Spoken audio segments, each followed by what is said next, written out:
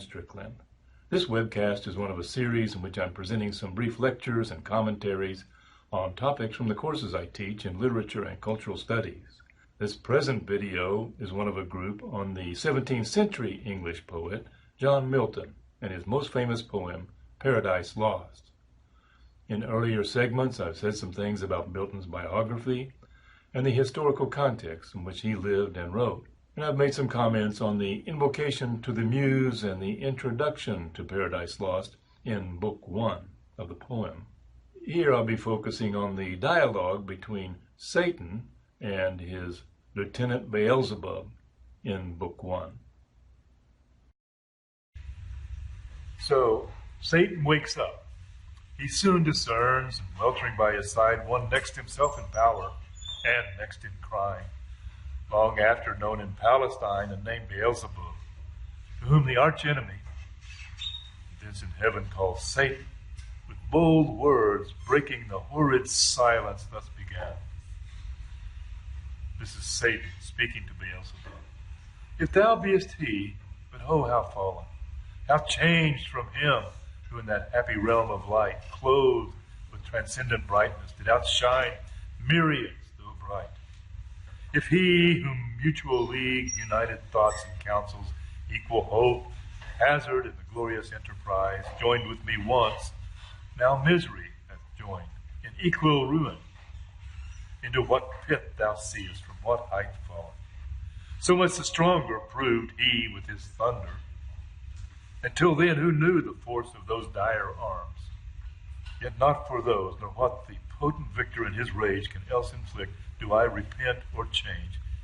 In high disdain from sense or injured merit, that with the mightiest raised me to contend, and to the fierce contention brought along innumerable force of spirits armed, that durst dislike his reign, and me preferring his utmost power, with utmost power opposed, in dubious battle on the plains of heaven, and shook his throne.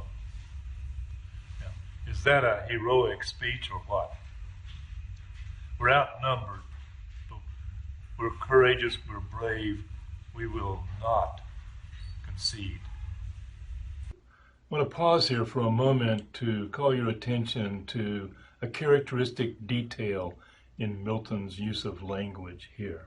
Satan says, "Yet not for the force of God's dire arms, nor what the potent victor in his rage can else inflict, do I repent or change, and high disdain from sense of injured merit, that with the mightiest raised me to contend, and to the fierce contention brought along innumerable force of spirits armed, that durst dislike his reign, and me preferring his utmost power with adverse power opposed, in dubious battle on the plains of heaven, and shook his throne." Satan says that he went to war against God on the plains of heaven in dubious battle. By dubious, Satan means that the outcome of the battle was doubtful, that it was ever in doubt. But Milton gives us an underlying meaning. It was a dubious action on Satan's part. The outcome was never in doubt. Only Satan's moral character was dubious. The problem is, it's Satan speaking.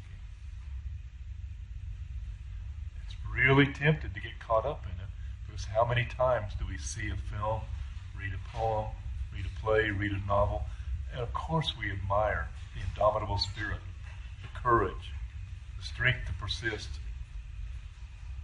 the strength and courage to go on. That's human. The problem is, it's human. The problem is that it exalts the human concept of heroism above the will of God. So here's Satan. He's been cast out of heaven because he presumed to stand against God.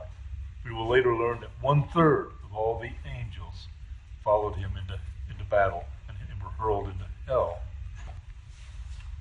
Well, what though the field be lost? All is not lost. The unconquerable will and study of revenge, immortal hate and courage never to submit or yield, And what else is not to be overcome? To bow and sue for grace with suppliant knee, and deify his power, who, from the terror of this arm so late doubted his empire, that were low indeed, that were an ignominy and shame beneath this downfall, since by faith the strength of gods and high disdain from sense of injured merit and this imperial substance cannot fail. So Satan's rhetoric, his language, sounds very heroic and noble, but we have to remind ourselves, and Milton will eventually remind us, that he's rebelling against God. Courage and determination in the service of an evil goal is not a good thing. Satan cannot repent. Satan cannot bend his knee and ask God's forgiveness. To do so would be to no longer be Satan. His very identity depends upon his alienation from God. That's what makes him an individual. That's what distinguishes him from all of the other angels. Now, this will sound like a stretch perhaps, but if you think about it, as humans with original sin, we share something with Satan. We are alienated from God. And in psychological terms, our alienation from God and our alienation from each other is a distinctive feature of our individual identity.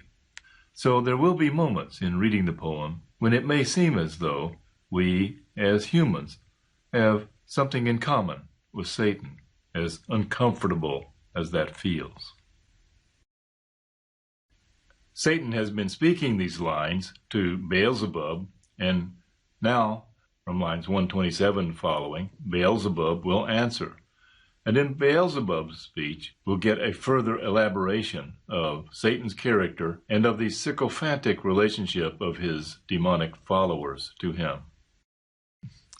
Beelzebub speaks to Satan. O prince, O chief of many-throned powers, that led the embattled seraphim to war under thy conduct, and in dreadful deeds, fearless, endangered heaven's perpetual king, and put to proof his high supremacy, whether upheld by strength, or chance, or fate, too well I see and rue the dire event, that with sad overthrow and foul defeat hath lost us heaven, and all this mighty host in horrible destruction laid thus low, as far as gods and heavenly essences can perish. For the mind and spirit remains invincible, and vigor soon returns, though all our glory extinct, and happy state here swallowed up in endless misery. For the mind and spirit remains invincible, and vigor soon returns. Now this point that I've got outlined there, the mind and spirit remains invincible, will be a recurrent theme, a refrain throughout the poem. The mind and spirit remains invincible is a very modern idea, I will submit to you. It emphasizes the autonomy of the individual human in contrast to the divinely ordained hierarchy of the feudal social order, and the assumption that the individual is defined by his or her place in the social hierarchy, rather than by the individual will.